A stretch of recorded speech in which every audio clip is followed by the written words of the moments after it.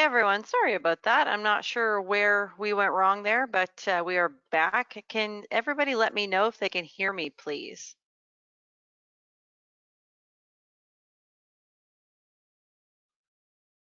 Jim, you can hear me, right? Yeah, I can hear you just fine. Yep. Great. All right. So it looks like everyone else can hear us as well. So Hey, yeah, sorry about that, everybody. So as I was saying, it's Atlanta's starting to open back up. I also got a notice that the federal government is starting to make the plan for government employees to come back to work from the OMB. well, So that's good news. yeah, so in Atlanta, it was it was funny just when I saw the list of businesses because it was like things where people were really touching each other and sweating and nail salons and barber shops and massage and all this stuff. Gyms, like opening Huh? up the gyms first seems a little. Yeah. Well, I fully appreciate opening up the gyms first, and I know there's going to be a mad rush for people to get back. So I saw that, and then I saw the, I guess it was yesterday, OMB, Office Management and Budget, or was it OMB or GSA, but one of the government agencies started talking about how they're going to start getting the government employees back in. So that's all stuff that's really good for me to hear. And even though those aren't our verticals, I don't service the nail salons and gyms. It shows that if they feel like it's safe enough to go out and get your nails done or go get your hair cut, that they're going to start opening up the other businesses pretty soon. I think we're going to revolt if we can't get our haircut pretty soon.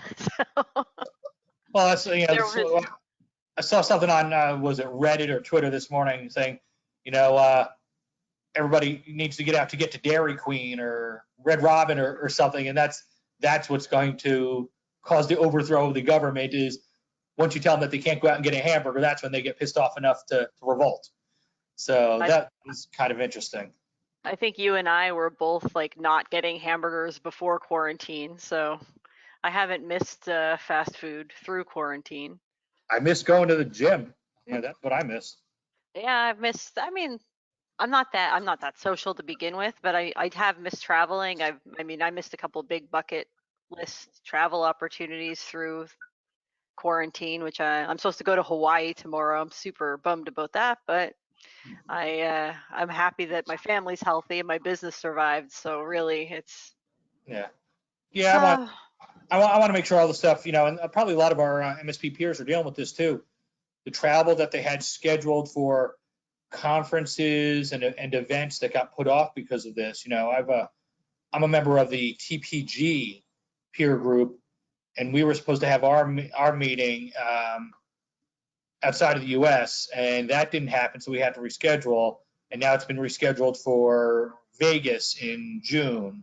I was able to work with Delta and get the tickets changed, so hopefully all that stays on track. But I've missed out on a trip to Florida to visit the parents, and and we're a multi-state MSP, so I haven't seen my team down in Atlanta or Philly, and that stuff is important to me. So hopefully everybody who's had their travel delayed is going to figure out how to deal with that and not lose money on tickets. It seems like the airlines and the hotels are going to be pretty accommodating, unless you fly like Spirit Air or something like that. Then they don't care. You know what? Frontier was actually pretty decent to me, but Delta has been awesome. Yeah. Uh, so let's move on. One of the things that we wanted to talk about today was I think that you described it as, hey, let's talk about the scary, messy stuff. So Yeah. one of the You know me. I've got no filter. that's ideal. Kind of like you. But yeah, we did some furloughs here. Once we saw what was going on, we looked at this and we did some math and we tried to figure out, well, what should we do to make sure that we survive as a company in case things get really bad? So one of the first things that we did was we put out an email for voluntary furloughs. Who wants to go on furlough right now? And a bunch of people raised their hands. And I know a lot of MSPs were probably really uncomfortable talking about stuff like this. Furloughs, layoffs, staff reductions, whatever you want to call it. Nobody wants to project weakness. Say, oh my God, my competitor is going to hear that I furloughed people and they're going to tell my my prospects and their prospects that this company's in trouble because they reduced their staffing or whatever it is.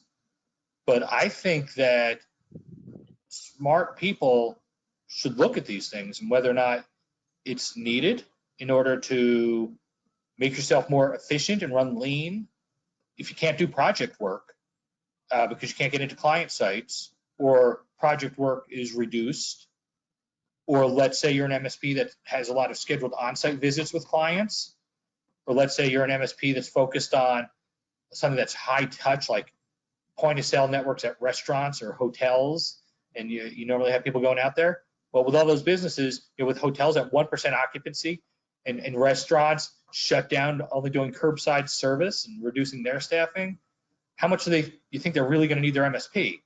It just makes sense that they're not going to need you quite as much. So while it would be admirable for everybody to say, you know what, I'm going to keep everybody fully employed because I'm a good person, I get it. But doesn't make you less of a good person if you make sure that your company is going to be viable on the way out of a recession or a pandemic and making smart business decisions. So we put it out there, and we had a bunch of people that said, you know what, I can go on unemployment for a month, 2 months, 3 months. I can get the government stimulus checks, which are coming out. People can get find situations where maybe taking the spring and the summertime off made sense for them and their family. Now, how many families, both of the people work, one is essential, like IT, or maybe both are essential. Maybe you're an IT person who has a spouse that's a police officer or a doctor or any kind of first responder or somebody who's really on the front lines of this, and you've got 2 kids that can't go to school. Your spouse has to work. So some people said, you know what, I'm going to go home so I can take care of my kids while my spouse works. And while they're home, they're working on certifications. People getting certified on in AWS or Microsoft or whatever it is. They're making good use of the time on their own time, not my time, because if they're on furlough, and they're taking care of their families, or maybe there's someone in their house that's got medical issues and they don't want to take the chance that if they had to go out for some reason that they bring something home. Maybe a spouse that's pregnant, or maybe an older parent or relative living with them, or maybe somebody who has cardiovascular issues. So some people made a choice for what was right with their family. And I think that MSPs that consider doing that are smart to have those conversations, be honest about it, rather than powering through and putting the entire company in jeopardy if their payroll is too high and their revenue is low or lower than it's been. So I'm comfortable having that conversation with people. It's funny because a lot of times when I have conversations with other MSPs about that, they don't want to go online and talk about that because they're afraid of what it may or may not project to others. There was a service leadership email that went around a couple of weeks ago that I think was pretty aggressive in the overview of how to approach the market or your team through this, right? And it was the spirit of like cut early, cut now, and don't look back, right? As opposed to, well, first wave of layoffs is going to be this, and then second wave of layoffs will be this, and then maybe we'll try to reduce some salaries here, and then the suggestion, or at least the overall feeling I got from that was the faster and more clinically you can do this, the better position you'll be at the end of this quarter, at the end of this year, when things start to stabilize again. So in your mind, Jim, where are you, like, if you were going to prioritize, you've got a team of X number of people, and so many of them work in tech, and some of them are support staff, some of them are sales and marketing. Where are you making your cuts first? Like, assume that nobody said, hey, I want to go. Where would you start? So really where you start is consulting an HR professional.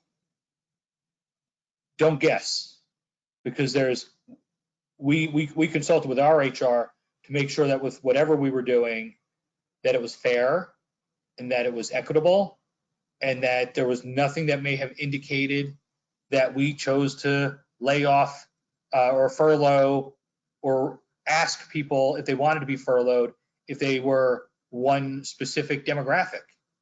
Because we had all these conversations. Initially, the conversations were, okay, let's just do that surgical cut that sounds like service leadership was talking about. Mm-hmm. But then the conversation came to, well, let's ask people. And then that guides the conversation. It's being honest with people and giving them the opportunity to affect their own destiny. So that was a lot smarter. What I heard there was you have to make sure that you're not furloughing every pregnant woman that works for your organization, for example. Let me clarify, don't furlough any pregnant woman that works for your organization. So, yeah, because pregnant women are untouchable, and I understand why.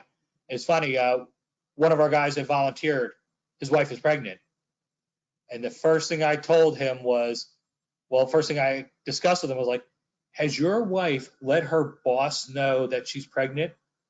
Oh, no, it's still pretty soon, pretty early. I'm like, stop. She needs to send an email right now and let her boss know that she's pregnant. Because once that's on record, that gives a certain level of safety, I guess, unless the company folds. But yeah, that's something. Yeah, it's pregnant women, people, over the age of 40.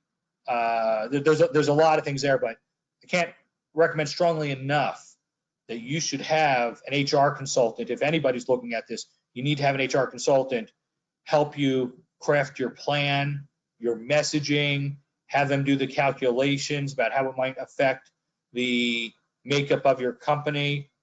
Because the last thing anybody needs is right now some kind of action with the Equal Employment Opportunity Commission.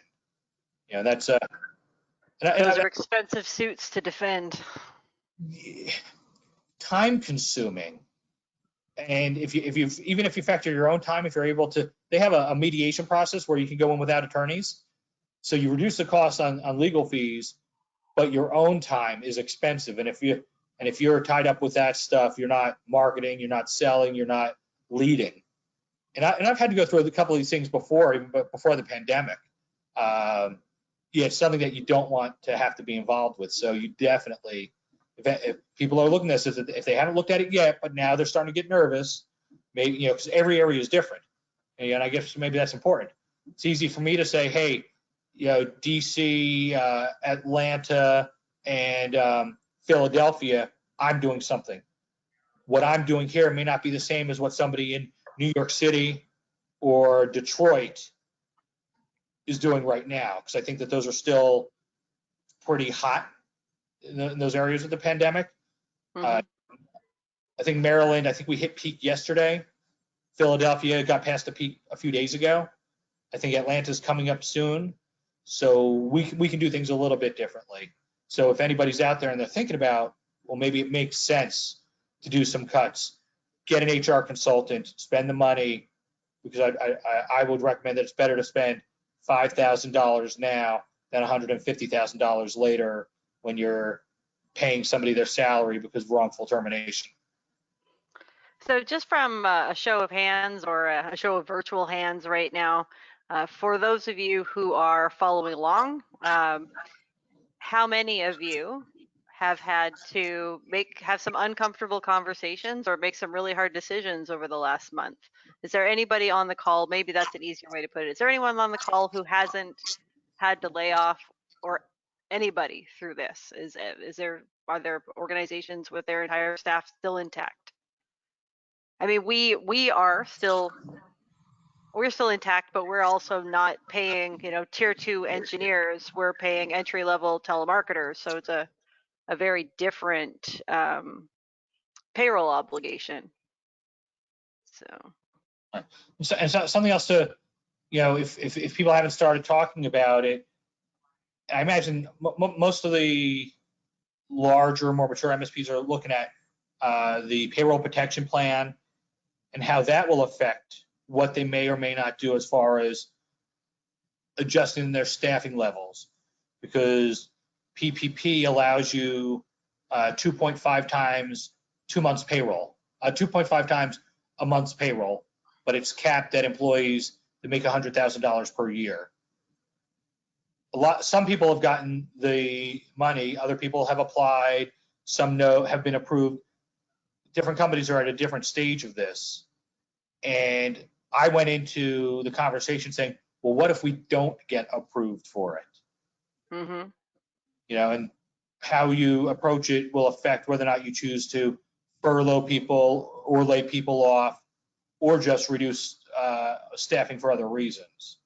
So, in our case, it was all furlough, but other people are going to do different things there. I think the nobody is coming to save you adage is applicable here, right? You have to act as if you're not going to receive that money. Although it looks like there's a new round of PPP money becoming available. Yeah, but you know what? Do you think our government's going to get any smarter between the old one and the new one? We're seeing stories right now how the money, $30 million went to Ruth's Chris Steakhouses, $10 million went to Shake Shack. Hedge funds are getting money. Businesses that seem to, Potbelly, the sandwich chain. I don't know if you know who that is. Yeah. One of the Potbelly, I believe, I could be wrong, so don't quote me and nobody sue me, but I thought that I read that they were sitting on $100 million in cash, and they still went out and got the $10 million PPP. So Yeah. Shake Shack, I guess, got shamed enough by the public that they gave the money back. But I don't assume that the government's smart enough to avoid a disaster next time. This reminds me of an episode of The Simpsons once where Homer gets online to go buy a concert ticket. He's the second person in line to get the tickets. But then the first person in line is able to buy them all. Yeah. And he didn't have any cash. He just had a pocket full of lint. So automatically assume that the government programs and the government is not your friend, and make sure you have a plan if they let you down as expected. Or even better, if you're working with Wells Fargo, just automatically assume that. Oh, There's already, I think, 4 lawsuits about Wells Fargo and the way that they handled this. So my understanding, just hearing people, just whispers and gossip, was that banks really did take care of their higher value clients first. So if you had a good relationship with a banker, the odds on you receiving that money were significantly better than someone like myself who never goes into the bank, has no idea who the person in charge of their account is, who, like, if I had to start applying for that loan, I wouldn't have even known who to call. Right, and a good friend of mine, that's what happened with them, with their bank, and they ended up having to apply with another bank because of the fact that Wells Fargo didn't have anybody in their branch that could even talk to them about it. You had to get a hold of some person somewhere, and the lawsuits that are out there, that's their focus. I think it was Wells Fargo and Chase, that they gave preferential treatment to their better customers because they would close bigger loans with higher fees. Mm-hmm. So that it made more sense for the banks to do that instead of helping out that 10-person MSP that needed all of $150,000. Now it was better to give the money to that other client that was getting the $10 million loan. So if you think about it strategically now, we're 6 weeks in, and it's looking like within the next 4 weeks, the country will be open in most, if not all, markets.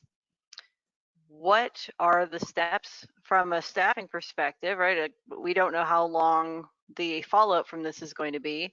Are there other software that people could be looking at right now that would eliminate the overhead of a particular position, for example? Like, what should people be looking at if they're going to think outside the box? If you're going to make it through this, you've made as many cuts as you can, or to remain viable as an organization. Are there other ways that people could be looking at this? So I know that we have IT companies on our roster that are looking at changing software, changing from their phenomenally expensive PSA stack to a less expensive competitor. There's like people out there offering full free years of different tool sets. Is that a viable option, or is that just going to create a bigger problem? I think it causes a bigger problem myself trying to change all that right now. Well, you got limited staffing, you can't get access to necessarily all of your clients' sites. That sounds like it's always, good. Like I'm looking at all of our expenses right now. What can we cut? What aren't we really using here? I think what we're all learning right now is we're probably paying too much on office space. If we're all able to do, I'm sitting here in a 10,000 square foot office on K Street in DC with 2 people. Yeah. Beautiful view of the city though. But The city must be so calm too. But meanwhile, all my people are doing great just working from home. So it makes me question that. But I got a 7-year lease here. What am I going to do? So that's something I think that people might want to look at. I don't know if I'd want to try to change my RMM or my PSA right now. But here's something. Who's making sure that desktops in their client offices are getting booted up to take patches? This came up in one of our meetings the other day. About the first day, everybody comes back to the office and powers on their computers. And then they're waiting for those patches to install. Windows is updating. Please wait. Oh. So yeah, thanks for the heads up. That's one of the things that our team talked about is, you know what, if we can coordinate with clients now, why don't we get in there and turn on the computers ahead of time if they powered them all off so they can download the updates, and let's do some reboots, because imagine if this lasted 3 months or 6 months, how many Windows updates would need to be deployed. So that's just a little thing right there, is coordinate with your office managers, your points of contact, about getting all the desktops turned on so they can get their updates so the end users aren't waiting for an hour on their first day back in the office. I can't even imagine what that's going to look like over on our end. We had to send our works, we had to send fully kitted out workstations home with our team. Our team weren't equipped they didn't have nice offices and laptops. We had to send their actual towers home with them, monitors, everything. So yeah, hopefully that's a little helpful as opposed to completely chaotic when they roll back in. But you're working within an MSP, so they should have an agent on the computers that's managing the updates, so they should be okay. What I worry about is people that left their computers in the office because they have travel laptops and a remote desktop server or Citrix or some other solution where they're connecting to a server as opposed to connecting back to their desktop. Those are the people that I worry about. I think the server should be fine. The computers that went home with people, those should be fine. So let's talk a little bit about, you just kind of kicked the door open there. Work from home strategy is going to change for all of us now. So just not necessarily for your clients so much, they're going to do what they're going to do, but for you personally, how are you looking towards work from home policy changes? How are you managing, employee engagement? How are you looking at, the changes to corporate culture now that we're all eyeing up our leases, going wow, are we going to stay in this, or are we going to change how we operate, or are we going to have to create really aggressive standard operating procedures for the next time this happens? Because if the news is telling us anything right now, it's that this could be a recurring event. Yeah, so I think that as a company, we're going to be a little bit, we've always allowed people to do it, but there sort of needed to be a reason why, and you had to be at a certain point in the business relationship that we said, yeah, this is a person that we can trust having them work remotely. It's I think the thing that's going to be interesting is it does last longer, who knows, or let's say it's something that happens frequently. It's hiring and getting somebody started working remotely. When you're a help desk tech and let's say they're newish, you don't know how responsive they're going to be or how easily distracted they're going to be if they're working from home. But I think that in my case, all of my people, including the help desk managers and the team leaders, that they're proving that they have the ability to work remotely and to manage their teams remotely. So I, for one, would be much more willing to say, yeah, this person's going to be a remote employee. So And as we grow, that'll save us money in the future. Right now I've got 10,000 square feet. Let's say in a few years, if I continued growing at the pace I am, that I needed 20,000. Well, maybe not anymore, because we might say, you know what, let's have them help desk people work from home. Let's not have them sit in the expensive office space anymore. So I think it's eye-opening. It's definitely eye-opening about what can be done and done well. For the first few years that we ran our call center, we were completely distributed. So we hired probably 30 people total over the course of 2 years that we had never met in person or interviewed in person. So it's totally possible to build a company to critical mass without ever meeting your employees face to face.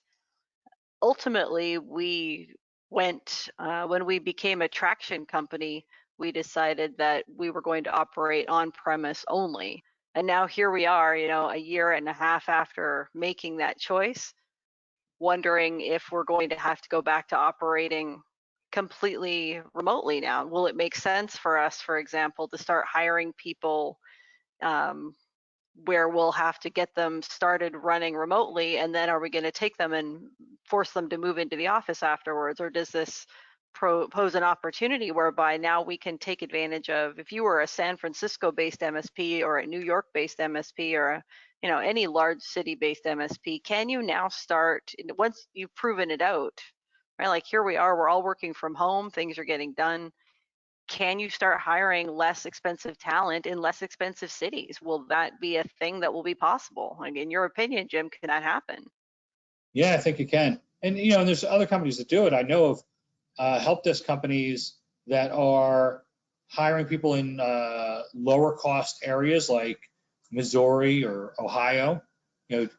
DC, Atlanta, Philly aren't cheap areas. And if you if you can hire your help desk in West Virginia, and we've already proven out, if your help desk managers have proven that they're able to manage a team remotely, I don't see why people wouldn't be looking at that now. So I think that brings up a new challenge, right? So right now we're only thinking about how are we going to keep our businesses open and functional through this. Now do we have to start looking at, especially so smaller IT companies in smaller cities on the phone right now listening. Now you've got another interesting challenge that's about to hit you, and that's, we've proven that we can hire people remotely to work from home for our managed services companies. Do you now have to worry about larger players poaching the people that up till now you didn't have to worry about competing for? Right. Right. That becomes a whole new, like, okay, now how do we retain our staff when we know that people in San Francisco could still pay them 50 grand a year more and come in $75,000 below the salary they'd have to offer in San Francisco? Yeah, that's a good point. So there's big changes coming in the market, and I think that if we can start laying the foundation for mitigating those, we're all going to do better. I mean, I'm interested to see a month from now, 6 months from now, what the market looks like, what the employment market looks like. Right now, we've got the market's flooded with people who've been furloughed. Is there going to be a big game of musical chairs, or are we all just going to go back to the companies that we worked for before the before quarantine? Well, there's a certain risk that you run when somebody goes on furlough. That, all right, they're sitting home. Are they looking to put those new skills that they're picking up to use somewhere else and getting a new job? So that is a risk that you run, and that's one of those things that I think that some MSPs are probably scared of when they have that conversation. Nobody wants to lose their people. You put a lot of investment in it. So one thing I recommend is, if anybody is putting people on furlough, is make sure you stay in touch with them. Let them know when they're coming back, when you might need them. Check up on them. Make sure that they're navigating unemployment well enough. Something I do is I send them emails, or I call them. And it's funny because certain people, you'll have a conversation, they'll say, no, don't do that, because you don't want to set an expectation as far as when they're coming back if we don't know. But me, I would feel like a jerk if I didn't communicate with people on a human level, say, hey, how are you doing? Are you okay out there? and that's me. I ran it past HR just to be sure, and half of them say, no, leave it alone. They're out there. They'll be okay. But I didn't like the idea of not knowing how my people were doing. I think that talk to HR, talk to HR, talk to a lawyer, talk to your accountant. This is the time for you to be leaning on the people that, you don't have to talk to very often, but like I've had more conversations with my lawyer and my accountant over the last month than I've had in 3 years. Right.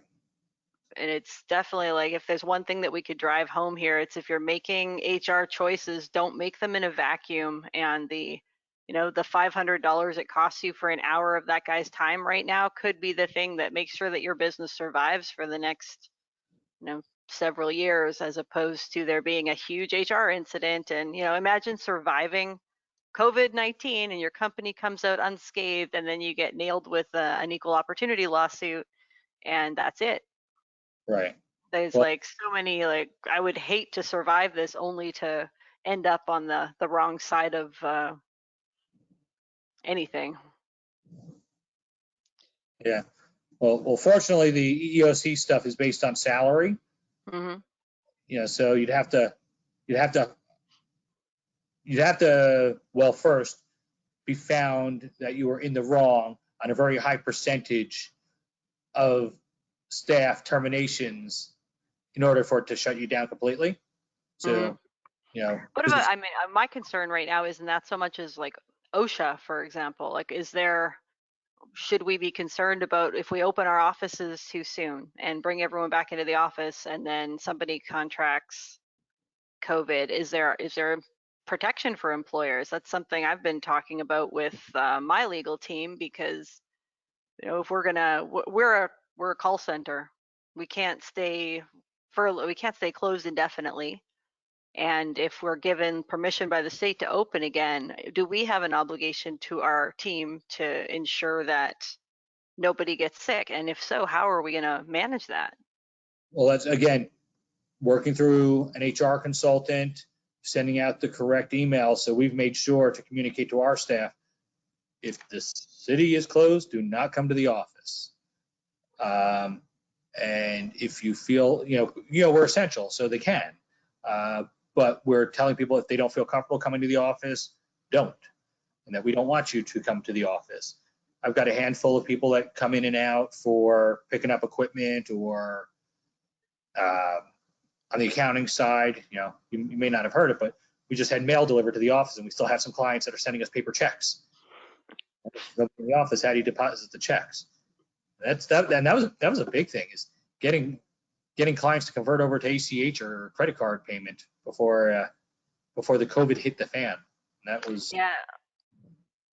We had a few of our clients say that when they sent that email out, they got some pretty nasty comments back, like, "Oh, that's all you're worried about at a time like this?" Like, well, I am actually pretty concerned about how I'm going to get paid for the services that you buy. Yes. exactly. Do you want me to be able to answer the phones when you call? Do you want me to have texts? A lot of these aren't operating at really high margin here, and they don't have, they're not Potbelly with 100 million cash in the bank.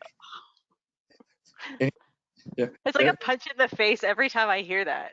Maybe they're one or two payrolls ahead of the game, and that can be affected real quick in a month.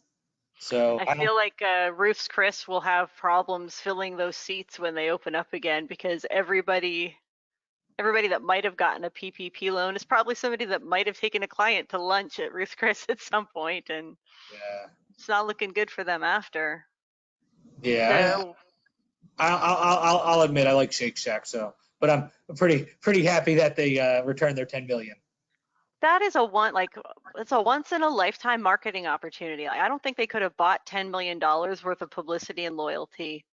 Yeah. Like, that's a pretty decent move on their part, even if they had no concern about being a good corporate citizen and all they wanted was the warm fluffy marketing bump there. I think that was a good move. It'll be interesting to see how that creates brand loyalty.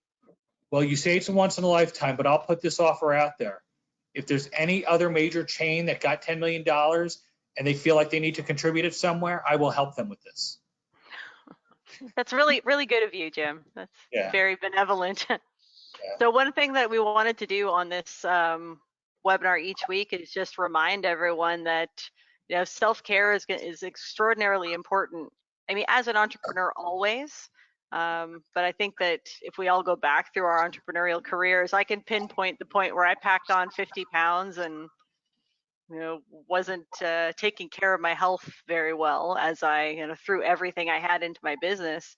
Now that we've got this, okay, now we're back in this kind of aggressive startup mode almost, where we're back where we were. Some of us 5 years, like some of us lost 5 years worth of progress through this, and we're at it again.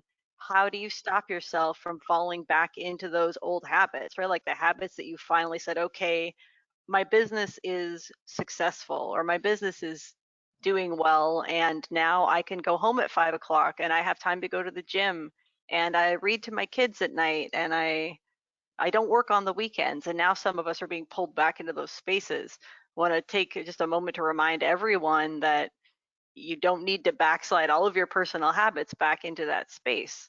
Jim, what are you doing just to like stay sane right now? You said you're missing your gym. What are you doing instead? My wife and I are taking, if not daily, at least a few times a week, we're doing 2-mile walks with our poor dog who wishes we would leave him alone. Doing Peloton rides with a couple of my employees. My boot camp is doing virtual sessions, so I'm working out over Zoom in my living room and putting it out on my big screen TV, and that's kind of fun. So I'm doing a lot. I started to tell my wife and daughter to stop baking so much. Apparently, during this stay at home, everybody's learning how to bake. There's flour shortages at the supermarkets. My daughter keeps on making cookies and egg rolls and all this other stuff. I'm like, all right, let's tone it down a little bit. One of the things I just started talking to my trainer about it day before yesterday is I'm putting myself back on my Fitness Pal. I was using that to track calories for several months, and we're doing that during weight loss challenges. Well, now I'm doing my own challenge because I don't want to have the quarantine 15. I want to keep that from happening. So getting back to meal prepping, I think, is going to help. So there's a lot of things that think about what people have done to get healthy, and maybe use this as an opportunity to restart any of those health initiatives. We all tell ourselves if we only had more time, we would exercise more, we would stop eating out at restaurants, we would cook more, we would spend more time with our wife and our families and our kids. Well, you know what? Now's the time. You have more time right now. I haven't read one book. Oh, my wife got a hold of my Audible account. She's burning through books at a pace that I just couldn't even imagine. She's going through a book every 2 days on Audible. It usually takes me like 2 months to get through a book, and she's burning through, and she figured out how to use the service better than me, and that she's returning the books and getting new books. And I just had like the same 10 books for the past year. I didn't know that you could do that. That's good to know. Yeah, once you do it, as long as within a year, you can return the book and they pull it off your device, and you get another book. Now, do you have to listen to? I have to listen to Audible sped up to at least 1.5 times, or otherwise it's far too slow. Yeah, I do 1.5 as well.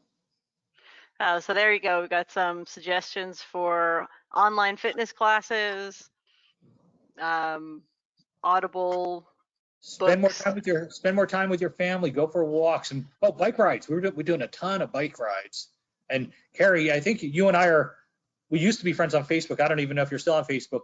There's some stuff that I'm doing. I'm planting a garden now. I actually dug up and put in a fence and doing everything. I cleaned up some pollution in a local river. It's kind of ridiculous, the things I'm finding to occupy my time. Just anything to get out of the house now. Somewhat, yeah. I got quarantined away. Like my family lives in Canada, and my oldest daughter goes to school in London. So both of my kids are in different countries. So I haven't had any family obligations while I've been quarantined, which is too bad, actually. I think it would have been nice to be with one or both of them through this. Although I can just imagine them tearing the place apart by the end of, like, I'm in my 7th week of quarantine, trying to imagine my 9-year-old tearing the paint off the walls right now. So We no, did thank you. something else fun. We went out and got a fire pit for the backyard.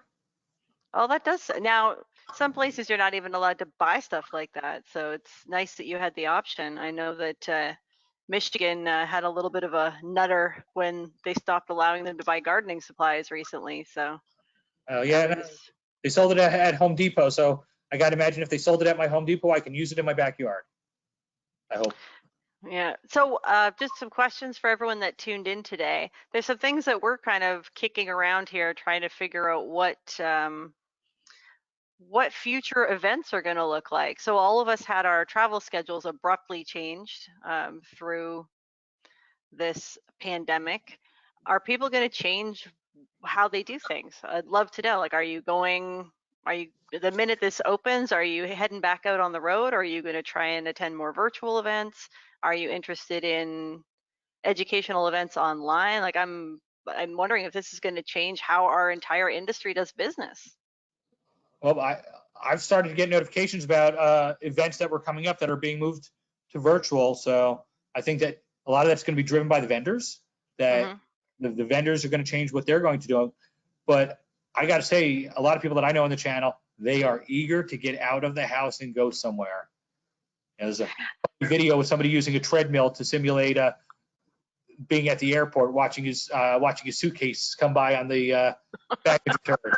Yeah, I think a lot of people miss the travel right now, so it'll be interesting to see. But I think a lot of the vendors, that because they have to plan so far in advance for these events, that they're canceling their events and moving them to virtual now, so as not to be stuck with a venue and no attendees if the venues open up before people are willing to travel again.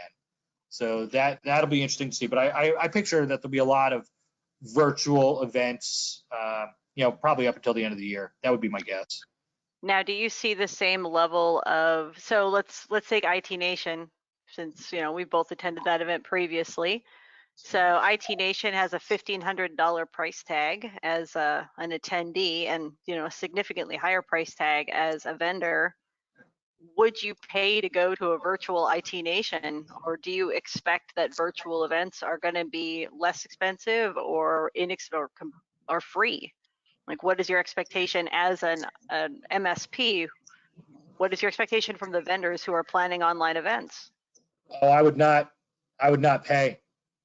I would not pay for a virtual IT Nation. I would not pay for a virtual DattoCon, and I love those guys. I still want to pay for it.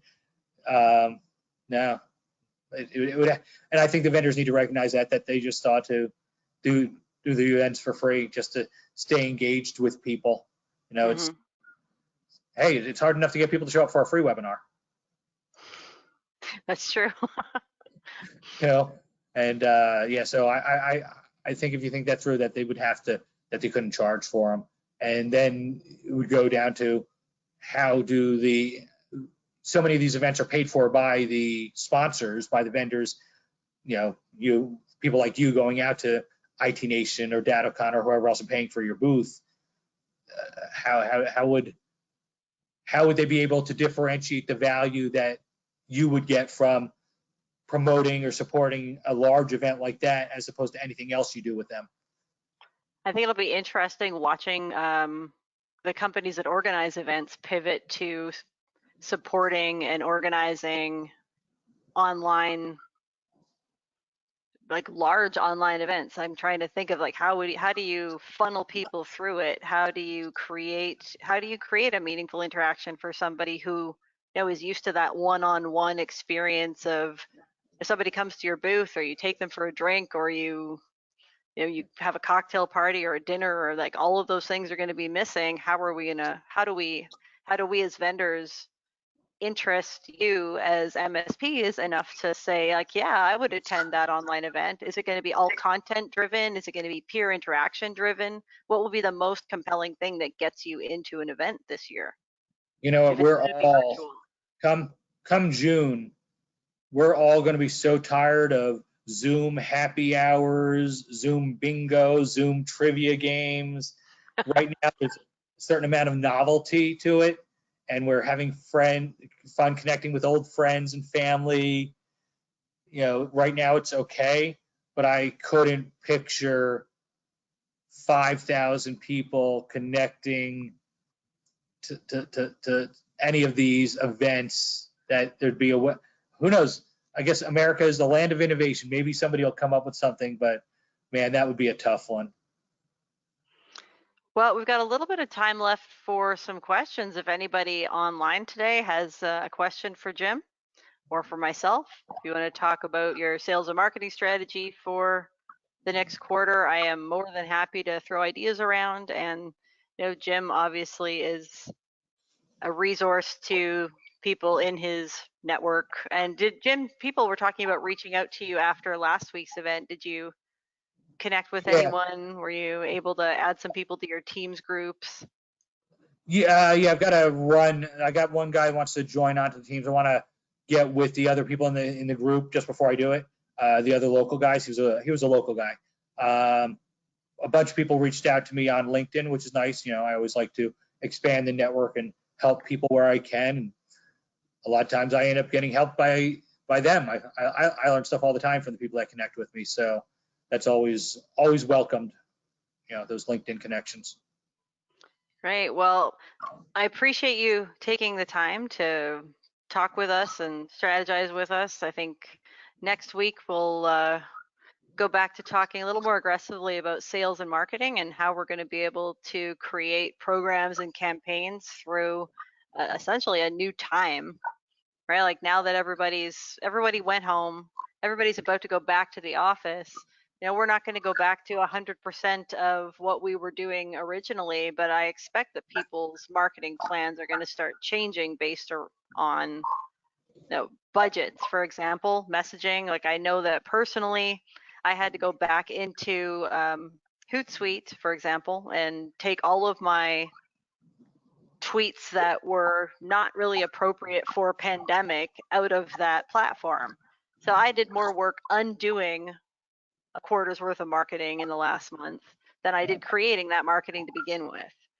Be interested in learning more about what other companies, MSP specifically, are going to do when it comes to different, like how are we going to pivot our marketing approaches based on new budgets and just a new expectations from prospects, for example, right? Like you were just saying before, like you don't want to be sold to right now. So how are people going to get the attention of people that may be considering changing IT providers? Is it going to all be passive for the next quarter, or are people going to start going back to that more aggressive outbound approach? Yeah. I think it's going to be a great opportunity for a lot of companies. There's a little bit of a reset here, and some companies are going to have opportunities that they didn't have before because of this new world and this new way of working. So if I was an MSP that felt that they couldn't pick up traction in a market because of an entrenched competitor, that now's the time to innovate and find a way to grow your business. So I think that people should be approaching the next few weeks, next few months with a sense of excitement about what can we possibly do if we're first out of the gate, if we're the best prepared, if while everybody else is starting to talk about how to get people back in the office, if you already have a plan for getting back in the office, if people are busy changing their PSA and other systems, but you're out there pounding the pavement, bringing in new clients. Just lots of opportunities. All right, so join us next week, everybody, when we talk a little bit about how you can get out in front of your competition, building out those programs. So now's the time to start thinking about what you want to do next month, next quarter, next year. And we'll talk a little bit about different options that are available. We're going to talk a little bit next week about different marketing tools that are available to you right now, free, low cost, and then some more aggressive ideas. And hopefully you can all join us again next Tuesday at 11 o'clock Eastern, where we continue on with our Wartime CEO series. Jim, thanks so much. Thank you everyone who attended today, and we'll see you next Tuesday. Thanks, everybody.